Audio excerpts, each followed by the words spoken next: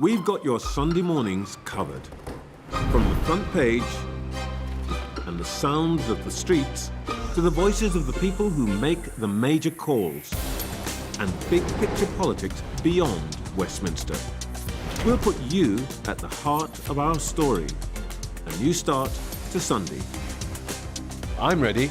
Are you?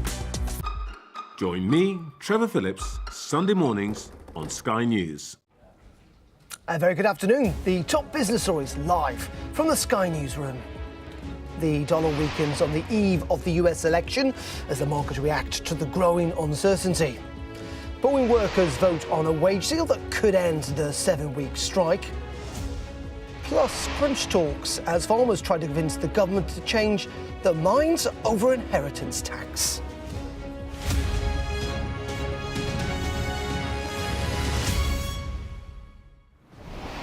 A very good afternoon and welcome to Business Live with me, Darren McCaffrey. Don't forget, we're also expecting that statement in the Commons from the Education Secretary on tuition fees, and we'll bring you that live when Bridget Phillipson takes to her feet. But first, we're going to start with the US election because it is firmly the countdown, with only hours to go until voting begins, and it's unclear which candidate has the momentum to take the White House. Both candidates are holding their final rallies today, and until recently, markets were pricing in, it seemed, a Donald Trump victory.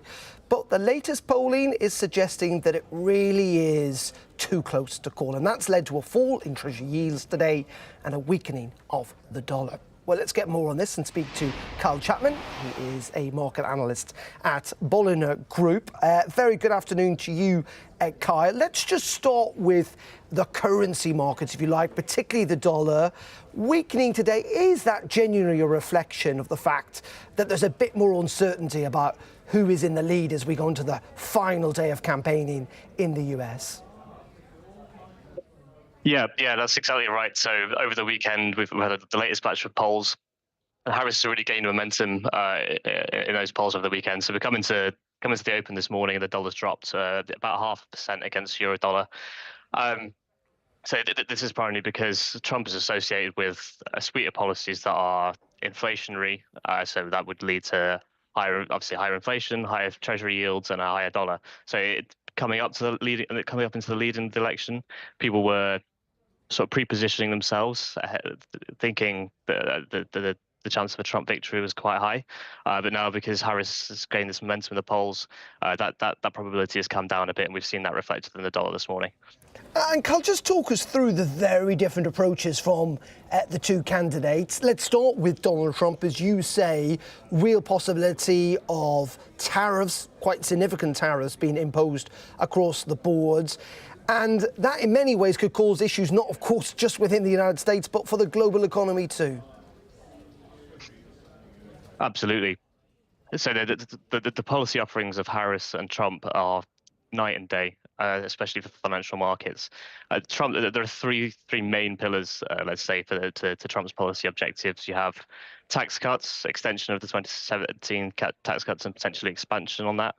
You've got heavy tariffs, particularly against China, but also broadly across the world, and reduced immigration and mass deportations. So on the tariffs, of course, so tariffs, there are a few ways that these might affect financial markets. The first is that you would get an immediate uplift in US prices.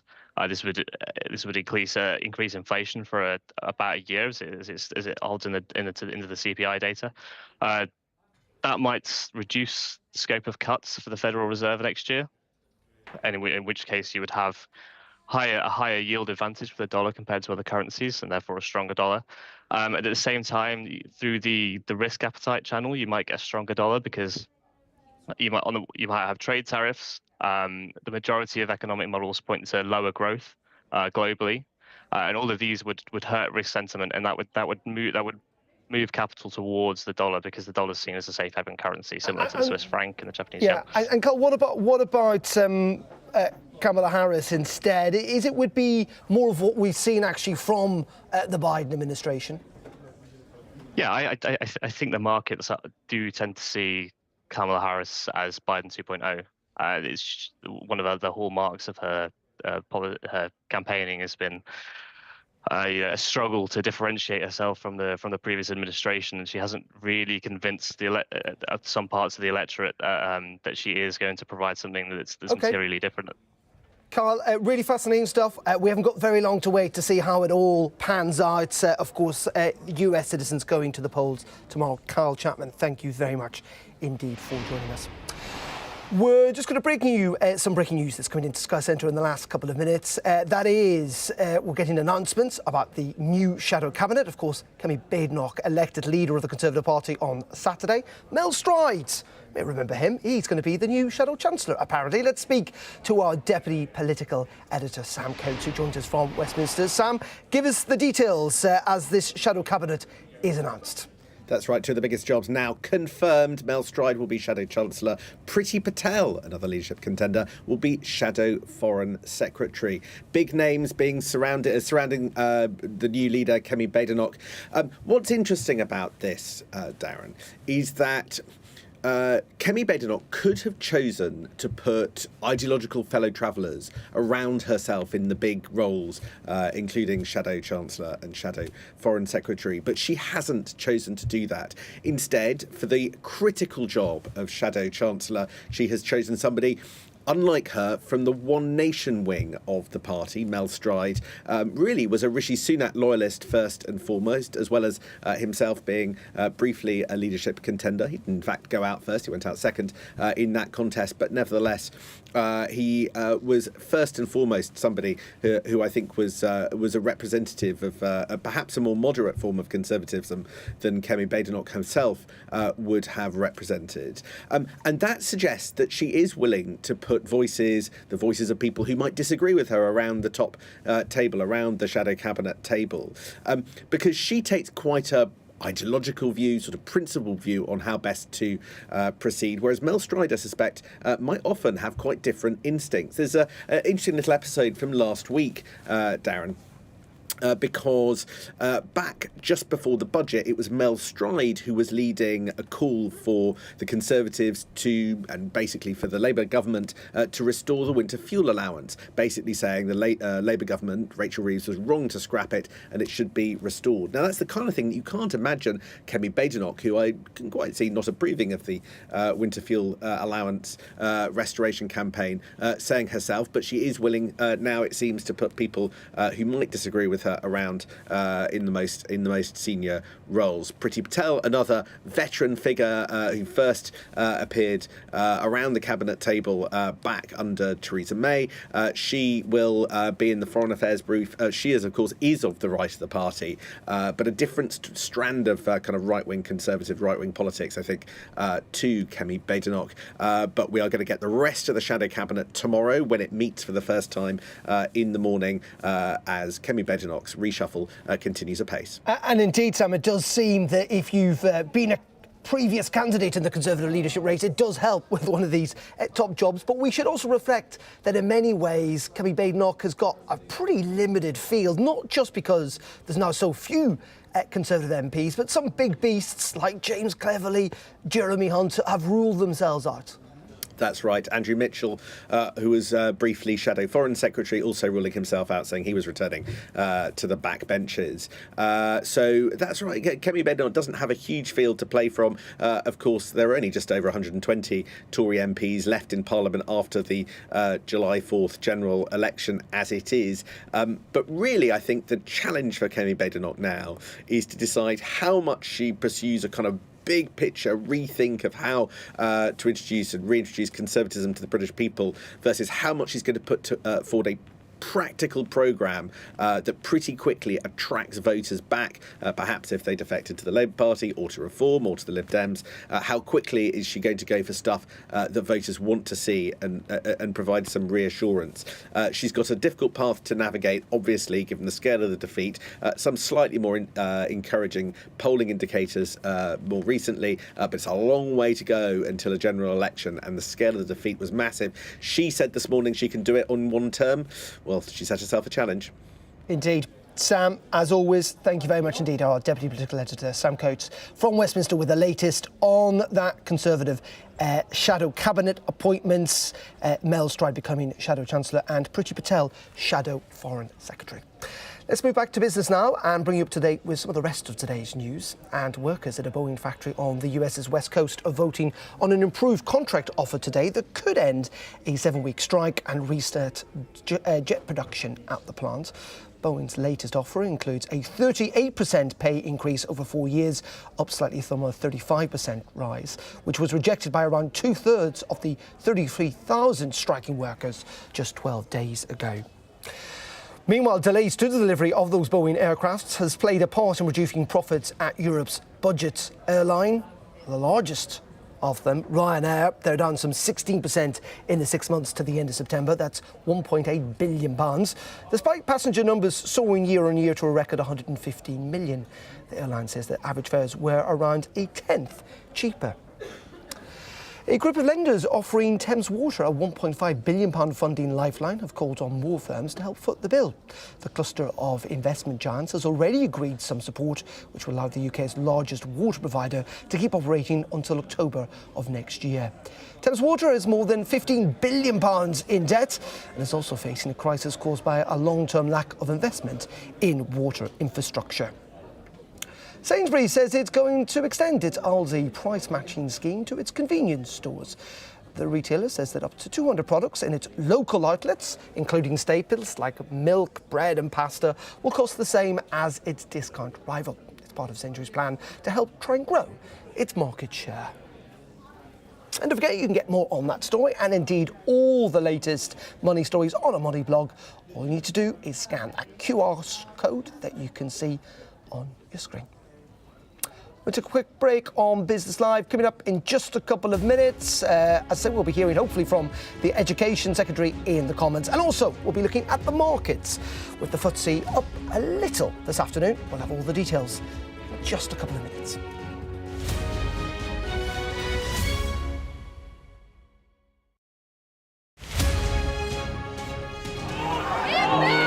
Mayhem in the Middle East, rippling in America's West. Get back! The resolve of these protesters is now being seriously tested. I saw police being forced or pushing young men and women to the ground as they made almost 100 arrests. None of this is a peaceful protest. I'm Martha Kellner and I'm Sky's US correspondent based here in Los Angeles. How are you feeling? I am angry. It is an anti-woman agenda. Sky News, get the full story first. Will the cold affect your voters? Well, we have a lot of tremendous support, but it's nasty out there. Can you beat Donald Trump, Governor? President Biden, do you trust President Xi? President Biden says that this meeting went well. He said real progress was made on a whole host of issues. Will your candidates win? I hope so. I think they will. I think they're great candidates. There's no doubt that Kamala Harris and her team are harnessing the power of social media. Do you think Kamala is brat? Kamala's brat. Were you scared? Yeah, we were scared. It was terrible. Strong wind, building tearing down. As them say, our God works, so we can't do nothing. The people here know that worse storms may well be on their way. Free, wherever you get your news. Excited. I've had severe nightmares of these people coming in and just taking me in the middle of the night. Ghislaine Maxwell has pleaded not guilty to all 6 charges against her. Mum, how are you feeling today? Jeffrey said, you answer to Ghislaine, you just don't cross her.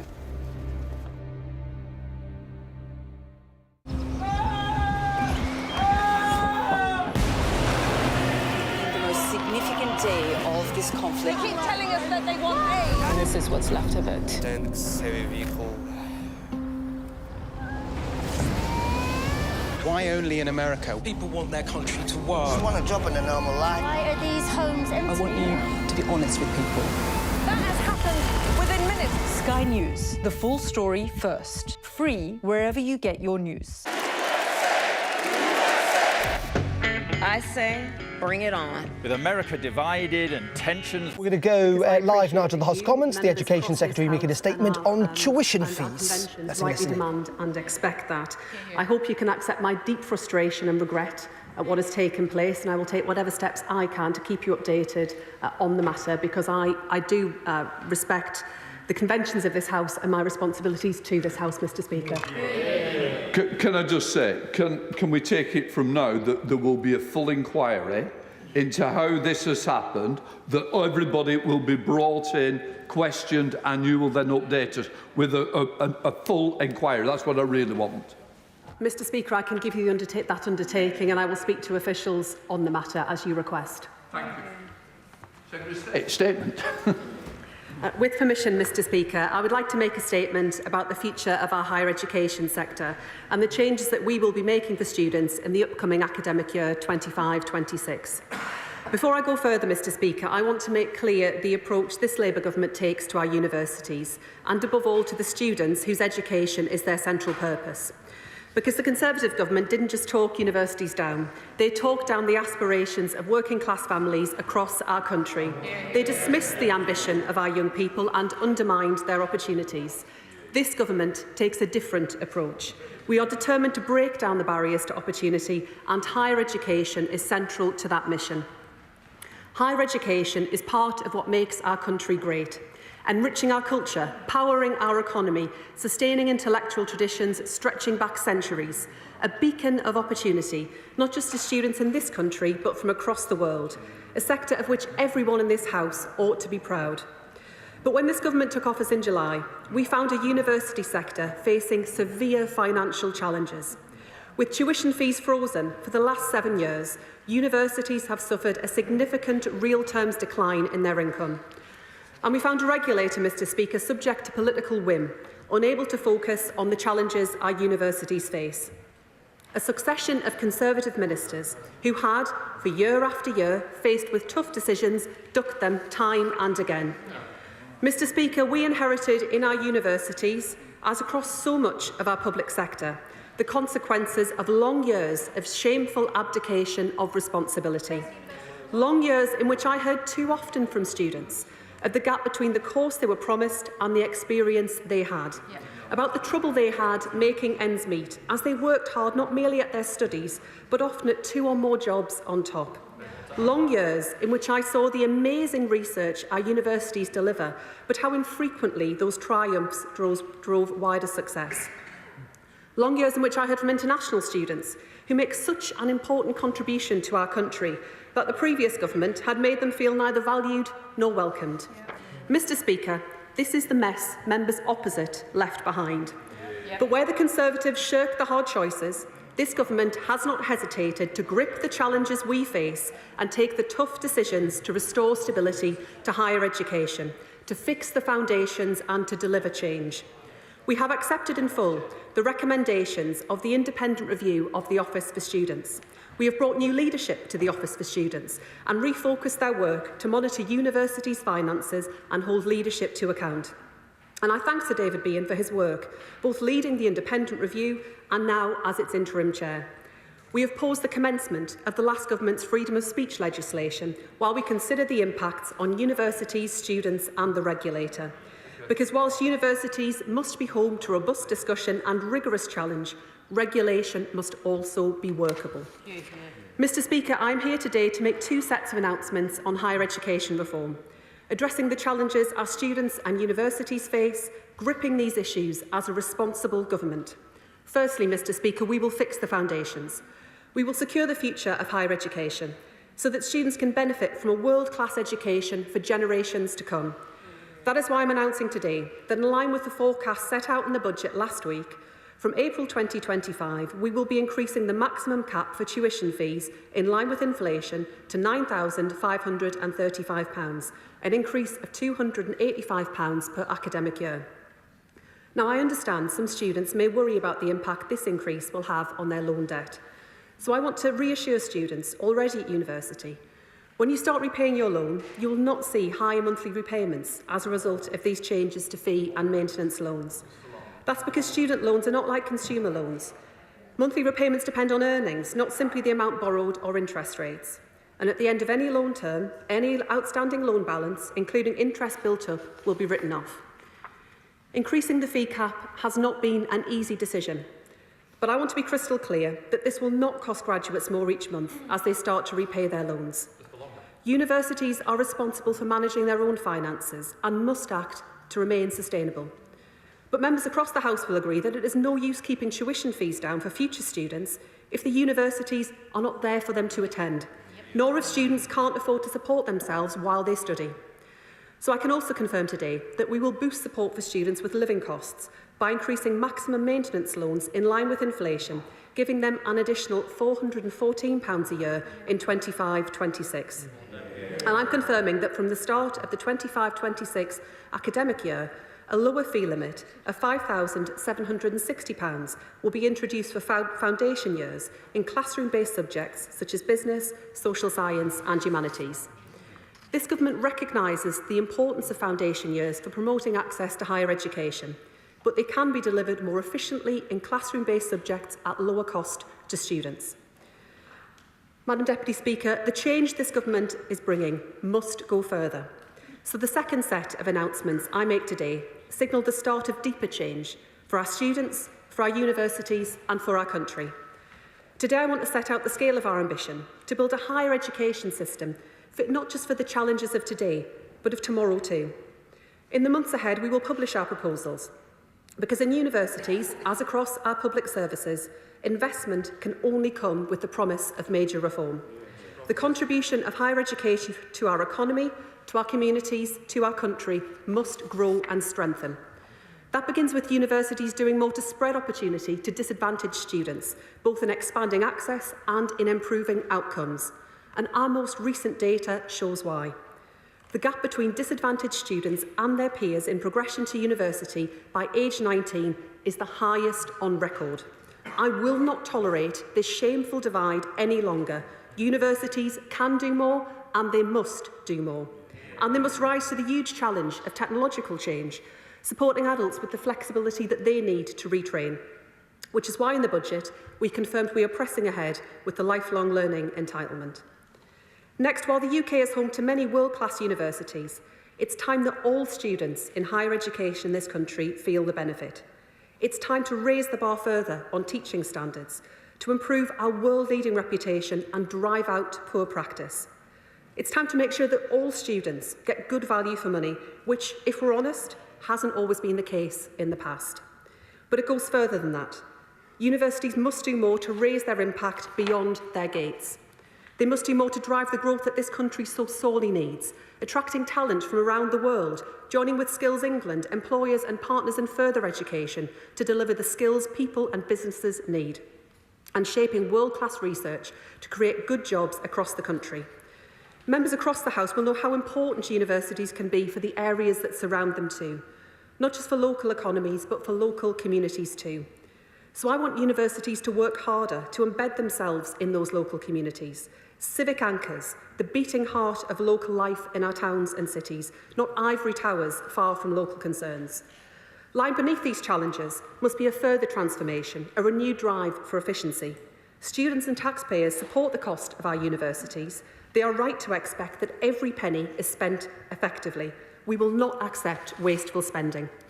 Universities must rise to the challenge, and that means ensuring that the pay of their top teams is fair and justifiable.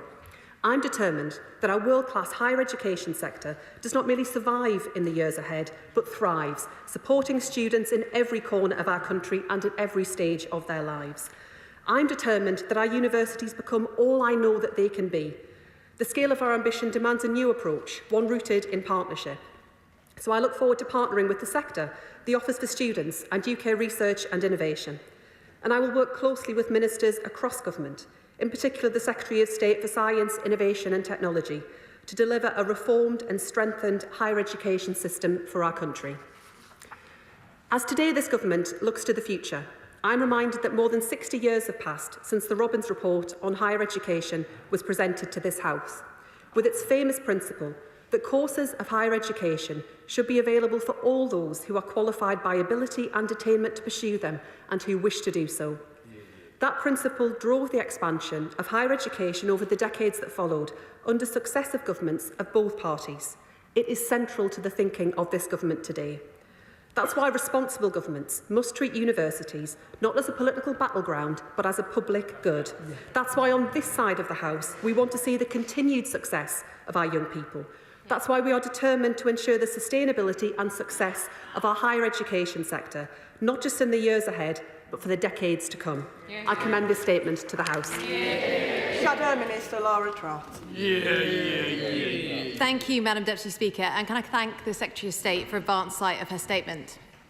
Madam Deputy Speaker, we had a... There we go. That was the Education Secretary announcing the first rise in tuition fees for the first time in 8 years. Let's bring in our political correspondent, Tamara Cohen. Not a massive increase per se, but a significant moment. That's right. First increase since they were frozen. Fees were frozen at £9,250 back in 2017. And after years in which Labour talked about cutting or even abolishing tuition fees, Bridget Phillipson says a rise is needed to get universities back on a stable footing. They say that they're facing a financial black hole, and she says students need to pay a modest amount more, £285 more from next year to fill it. Of course, it sets a precedent for rising fees every year, and that's what the universities would like to see. She's announced a small rise in maintenance loans to cover students' living costs, but any hopes that she would bring back grants for poorer students that don't have to be paid back, that was not in the statement. OK, Tamara, thank you very much indeed for that. As you say, the Education Secretary making the announcement there the tuition fees are going to go up for the first time in 8 years. OK, that is it from me on Business Live for today. We will be back again at 11:30 tomorrow morning. Do join me then if you can for that. Up next, though, it is the News Hour with Gillian Joseph live in Washington, looking ahead, of course, to that crunch US election tomorrow. Just a couple of hours until Americans go to the polls. Kamali is here in London. Stay tuned for the News Hour next on Sky News. I'll see you tomorrow.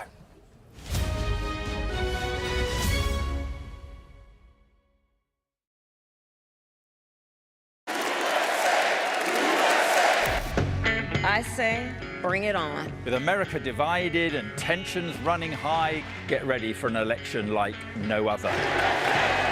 Join our teams as we follow the campaign trail as America decides. We will win, win, win. Get closer to the action this US election with full reaction and analysis. Sky News, the full story first. We've got your Sunday mornings covered. From the front page and the sounds of the streets to the voices of the people who make the major calls and big picture politics beyond Westminster. We'll put you at the heart of our story. A new start to Sunday. I'm ready. Are you? Join me, Trevor Phillips, Sunday mornings on Sky News.